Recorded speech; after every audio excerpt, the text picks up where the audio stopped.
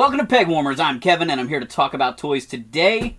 We're at the other section of the basement because we're talking about the G.I. Joe classified Haslab Dragonfly helicopter.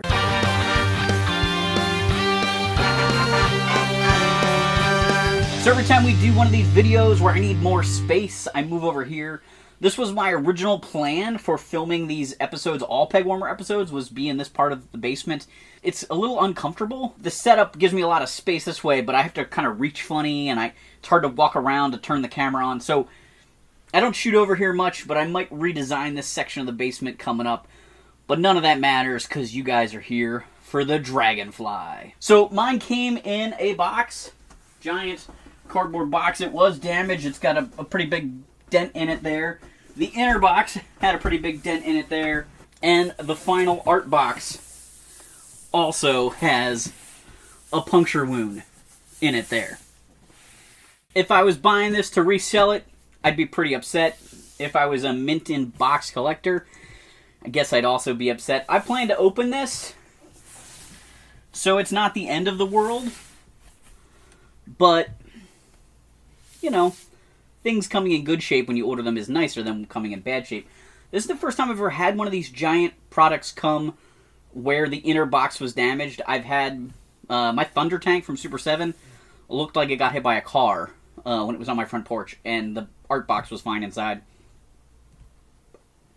I got the His Tank from Haslab. No issues. They definitely try to protect it with double cardboard outside and protective corners and things like that. You know, your luck may vary on the quality and condition that yours comes in. Well, I've slipped the tape, so I'm opening the box here. The artwork is incredible. Yeehaw Champion G.I. Joe. Little hidden Wild Bill logo here on the inside flap. That's cool. And it looks like there are trays here.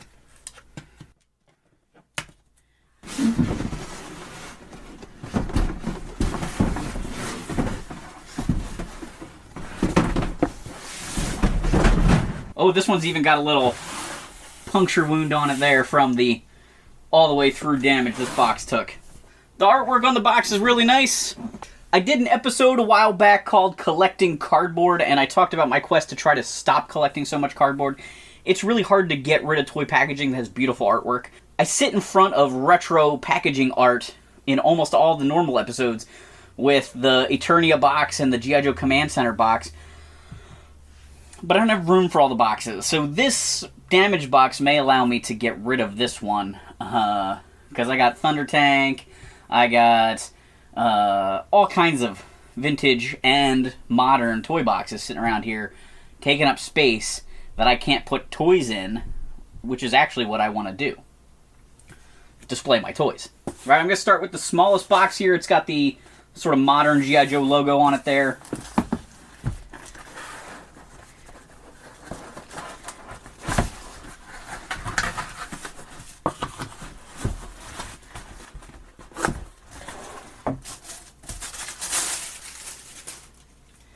This reveals the 4 figures. We've got Wild Bill, the pilot of the Dragonfly, Air Cavalry extraordinaire. Definitely got a cowboy persona with the yeehaw stuff in the cartoon. Great figure, great character. Looking forward to checking him out in his classifieds look here. But this one is, you know, a must-have for your Dragonfly. Next up, we've got Night Force Ripcord. Night Force Ripcord is kind of a fun Haslab exclusive because the O-Ring version of Night Force Ripcord came with the Haslab Sky Striker for the O-Ring line, and now a classified version of Night Force Ripcord comes with the classified Dragonfly. Next up, we've got Glenda. This is a repaint of Scarlet as a blonde, and she's based on an international figure who's been reissued a couple times in the modern era. A great repaint, and a cool, interesting character. The final tier figure that we released, unlocked with this set, was Night Force Crazylegs. Crazylegs was released in the vintage line as a Night Force figure, so this is just a classified update of him. Alright, on to the next box. This contains a tray with a lot of the add-on things. The base, the fins, the missiles, the rotor head, and what I believe to be the flight stand. The final and largest box with the Dragonfly logo on it has to have the body of the helicopter in it. Decals and instructions, blast effects, tail fins, rotor blades, more missiles, more blast effects, missile pods, a Gatling gun, the Dragonfly itself, the tail section, and some other small accessories. This is a massive vehicle already, and it doesn't have the tail or the rotor blades on. Everything seems to have a plastic film on it to keep the surfaces from getting scratched, which is great. When I was a kid, I got into G.I. Joe around the tail end of 85, beginning of 86, with the 86 figures being the first ones I got on card. But I had a Dragonfly growing up, just like I had a His Tank growing up, because a neighbor up the street who was older than me outgrew his G.I. Joes and gave them to me right around the time I was getting into the line. So the Dragonfly was the first piece of Joe aircraft in my collection as a kid. One of the first things I noticed about the Dragonfly is just how much deco is already applied, which is great. They give you all those sticker sheets, but hopefully I don't have to put a lot of stickers on. I don't really like applying stickers. Some of the stickers included with the Dragonfly are enormous, like you could put it on your own car or toolbox.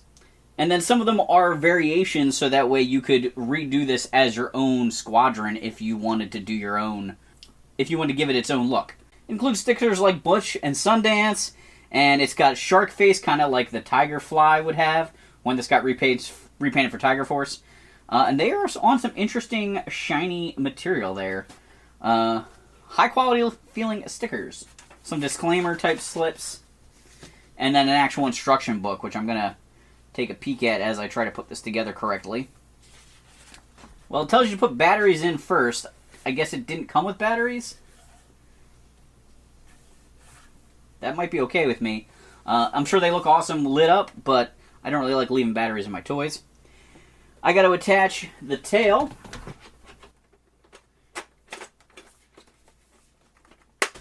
That gets inserted in the back there and snaps in place.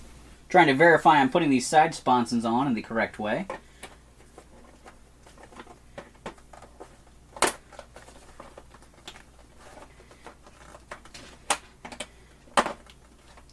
Can't tell if these things will lock in permanently or just sort of peg in there.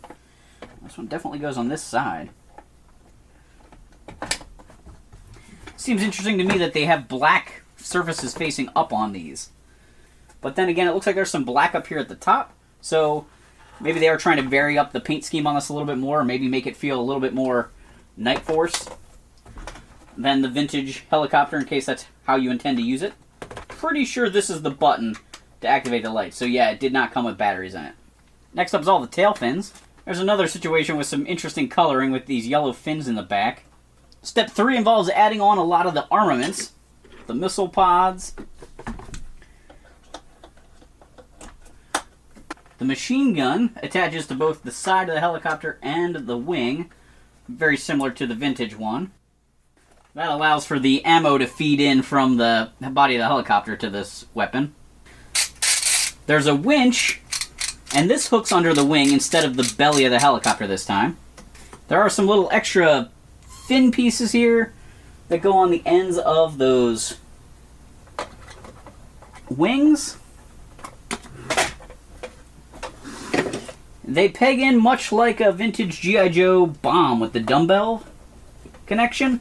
And it looks like those can then have the large missiles pegged on, or the blast effects, depending on whether you want your ship to be firing its larger missiles or not. There's also these larger quad missile pods that can replace the circular missile tubes down there. I don't know which one I like better. Maybe these guys. Little kind of cluster bomb action. As I mentioned before, there's lots of blast effects here that I'm not mounting on mine. Then I think the last piece here to put on is the rotor head. That clicks in and spins nicely. And then we've got the rotor blades, which I'm hoping are not permanently affixed, because in certain situations you might want to be able to take this off. I'm also hoping that the rotor head is strong enough to support the helicopter. It seems like it is. I guess if I hang it from the ceiling, though, I'll probably loop the string around the fuselage just to keep strain off of that rotor head. It's got swept-tipped rotor blades. sort of a newer invention on a lot of aircraft. Ooh, they click in nicely, and they've got carbon fiber texture on them, which looks really cool. All right, Wild Bill, fire up. This is pretty cool. This does seem like it comes with less optional gear than the His tank, but I'm okay with that. I really don't want a huge pile of parts to have sitting around when I'm done with it. Also want to check out the windshield here. On the vintage vehicle, this lifts up in one big piece. Still does here. Very cool. But we also have doors on the side. Trying to be careful. That flip open on opposite sides of the aircraft. The front one is not moving as easily. I'm going to have to play around with that when I'm not on camera, where I can look at it a little bit better in kind of a better spot. Last main piece then is the base. Oh, that giant Dragonfly logo I said maybe could go on your toolbox or your truck probably goes on the base. Wasn't thinking about that.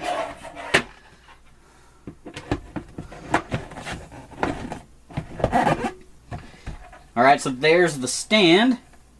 There's a little spacer bar here that kept these skids from getting warped. Great idea if you're displaying it sitting flat. If you're going to put it on this display stand, though, it's just going to peg into the bottom.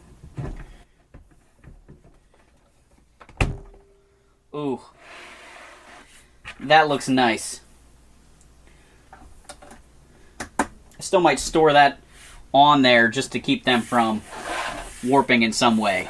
This is pretty cool. I'm very excited for this set. Dragonfly is a very cool toy. This is definitely very modernized. I often talk about it with the Classifieds line, that there are classified versions of things, and there's like the retro line versions of things, and there's a line there that they balance sometimes. This one definitely has, is walking that line. It, at a glance, looks like the vintage Dragonfly. It's a green helicopter, two-seater, based on the Cobra from the real military. Funny that a Cobra-named helicopter would be the basis of a good guy vehicle for a team that fights a group called Cobra. But it definitely has a lot of updated look things to it, like the swept-tip wings, different kinds of armaments, the more detailed paint scheme with the black details and trim on a lot of the parts. It's cool. It's very cool. If you were going exclusively retro collection, which is I'm leaning heavier and heavier all the time, then it might make it a little easier to pass on this. I did not get the Rattler. I don't know where to keep putting giant aircraft in my basement. I don't know where else to put giant playsets. So I am pumping the brakes, have been pumping the brakes. This one came in now. I ordered it a year ago, basically. And I haven't ordered any giant, I haven't ordered any $300 to $400 to $500 toys since this. This was the last big toy purchase I've made. Still collecting a lot of action figures, still collecting a lot of the smaller vehicles.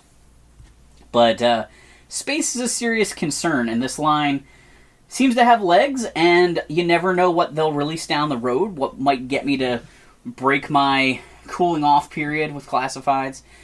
This is definitely very cool, but again, this would have helped me if I had this before the Rattler, maybe help me make my decision, because it kind of sucks putting your money out for the next thing before the first one gets to your door.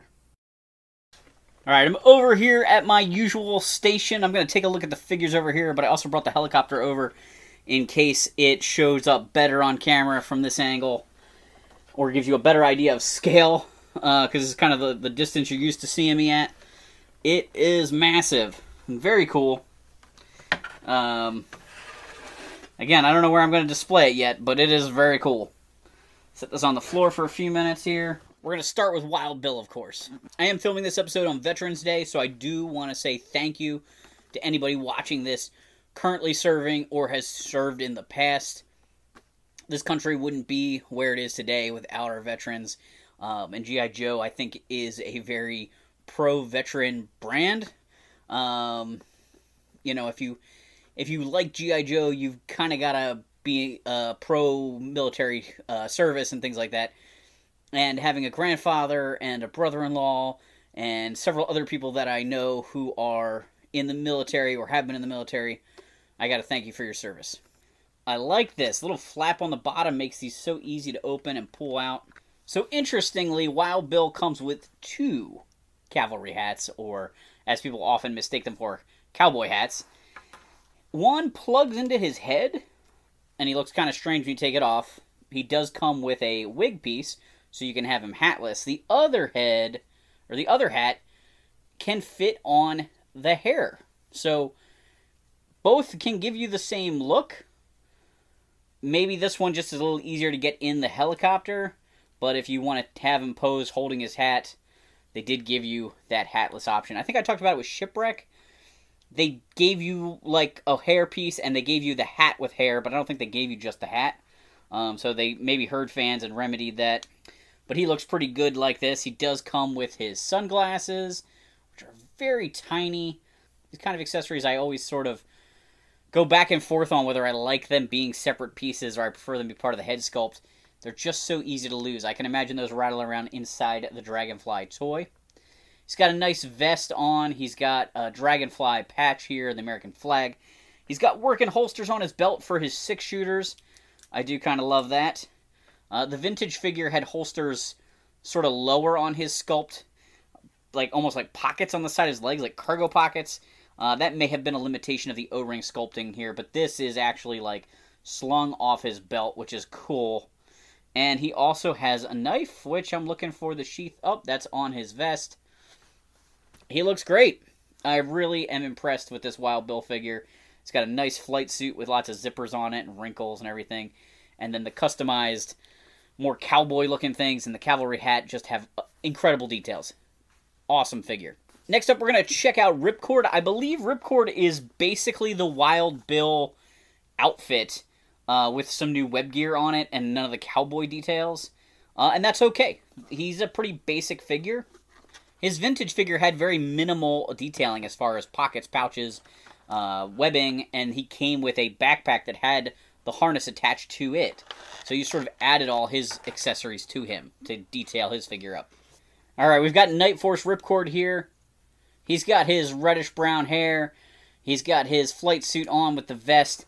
He's got a little device on his wrist, an altimeter or something to tell him when to pull his chute. You know, he is a halo jumper, so high altitude, low opening.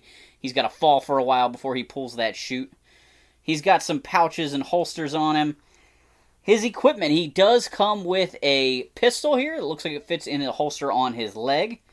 He's got a nice, like, aviator-style helmet. It has, like, a visor to it, or visor goggles. I'm trying to think of whose helmet it kind of looks like from the vintage line. The original helmet for Ripcord was just a black helmet, and then the goggles were kind of part of his gas mask, which seems to be its own piece here. The gas mask looks like it can peg into the helmet. This might be one of those situations where the gear is hard to put on without really taking a minute to figure it all out. And I do think it's going to plug into a piece on his hip here. He comes with a rifle that's a pretty good approximation of his original accessory from the vintage line. I like that a lot. It's a pretty long rifle for a parachuter. So he does also come with a smaller submachine gun that looks a fair amount like Alpine's gun from the vintage G.I. Joe line. He does come with his parachute pack here. So he has a lot of web gear on him already. And then he's got the parachute pack. It's got straps and a peg. This looks tricky to put on. More cumbersome than the Ultimates figures from Super 7. Their straps are considerably more pliable. But I was able to get it on there. Got to get the backpack peg in. Probably to make enough room to try and snap the straps. Obviously, he can't wear this backpack if he's riding inside the Dragonfly. It's going to take some putzing around with him to get this mask on, I can tell already. That's going to be a little fiddly. He also comes with some regular goggles. I think those are for if he doesn't have the helmet on. Kind of looks like the kid from Ready Player One with just the goggles. Decent figure. Like I said, the gear's a little bit fiddly. Oh, I think the backpack's hollow. I think you can actually open a flap here on the backpack. I don't want to mess with it, though, because it might be hard to get the peg back shut. It's a parachute pack, so I probably wouldn't be sticking his gear in there anyway. But I think they put some really nice detail into this figure. Alright, next up we're going to check out Glenda.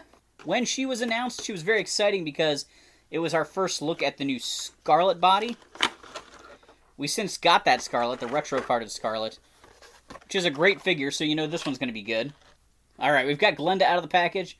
She looks pretty great. She's got a very short haircut, perhaps more reminiscent of the version 1 Scarlet head, which would have been used for the original Glenda figure. Although maybe they did the shorter hair to kind of differentiate her from Scarlet, who, in all modern incarnations, comes with a ponytail now that they can kind of sculpt that.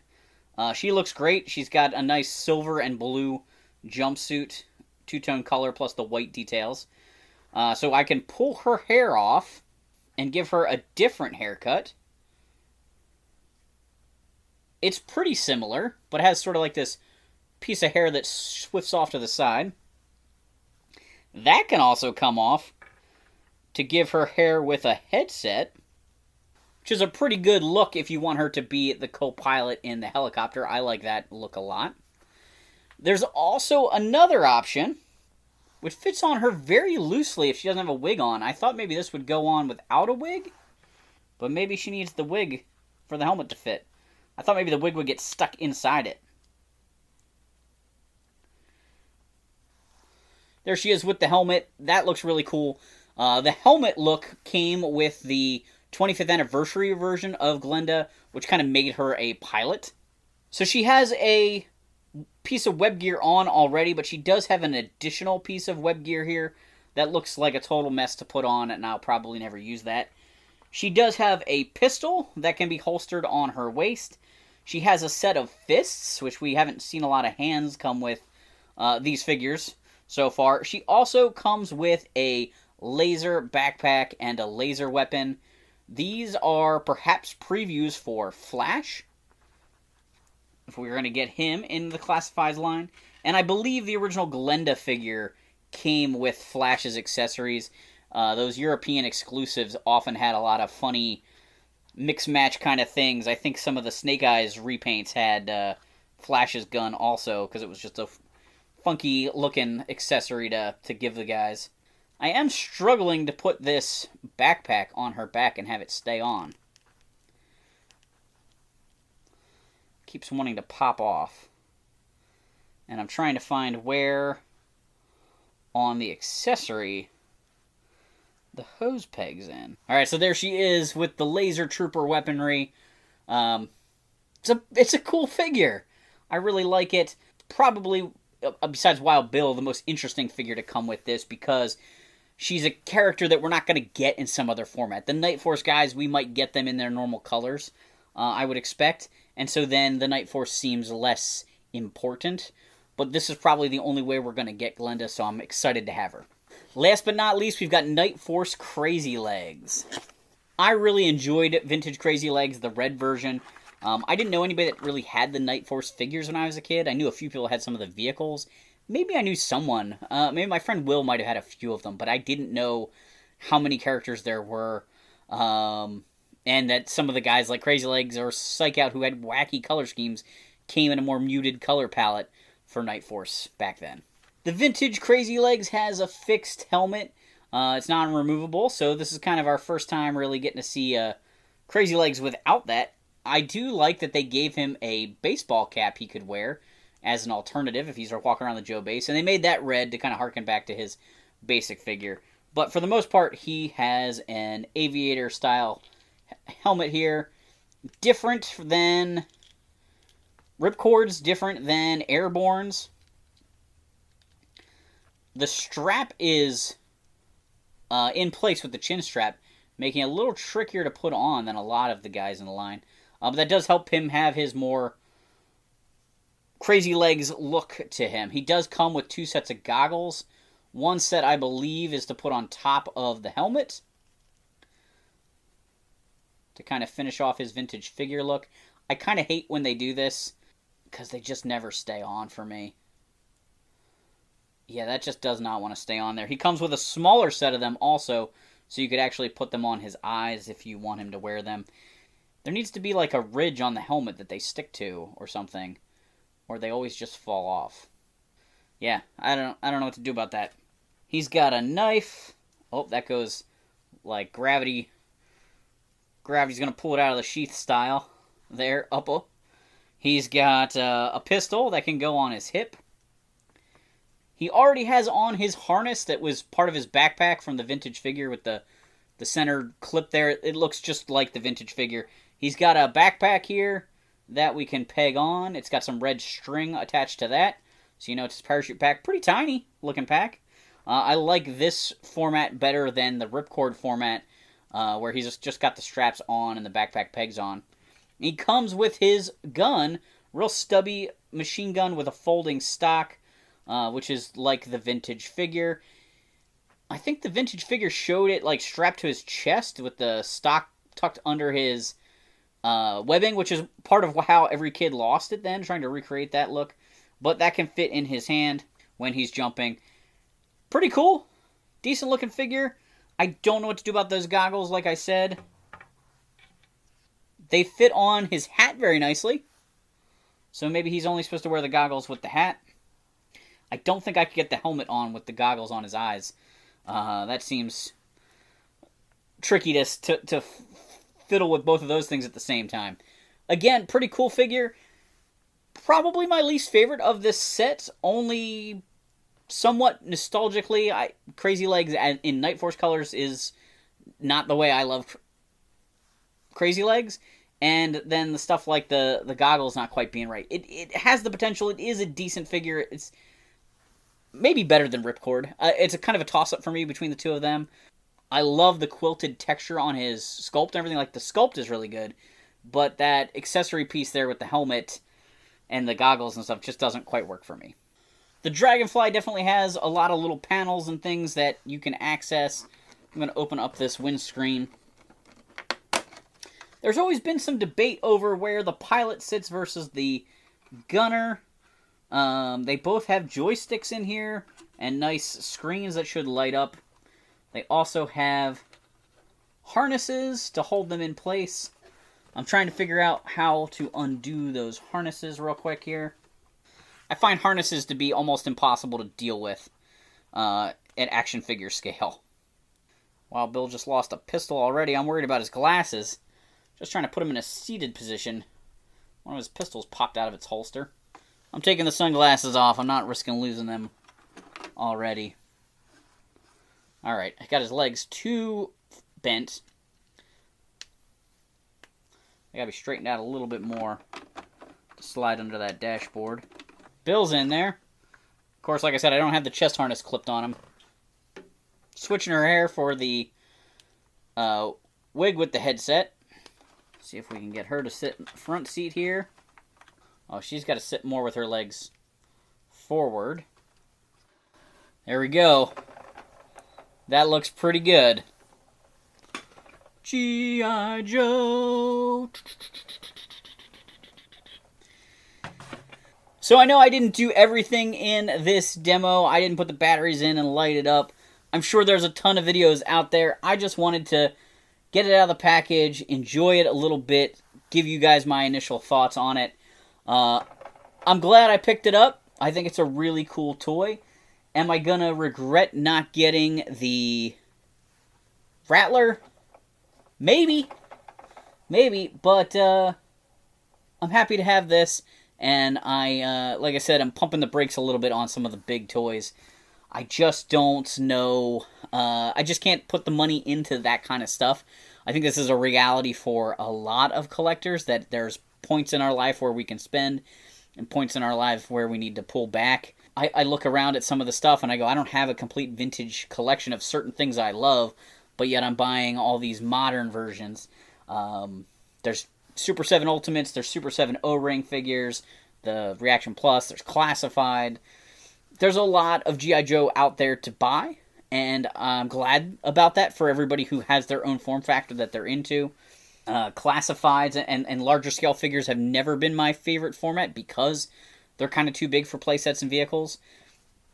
And so I'm slowing down on some of the big things. I definitely have some stuff that coming in. I just got Nemesis Enforcer from Classified, so it's not like I'm not buying Classifieds at all, but I am being a little bit more choosy about what I buy. In the comments down below, let me know if you picked up the Dragonfly. What do you think of it? Thanks for checking out this video. Give it a thumbs up if you don't mind. It helps the channel. Share this video with a toy collecting friend. Consider joining us on Patreon if you want to support the channel further. And thanks for hanging on the peg with me.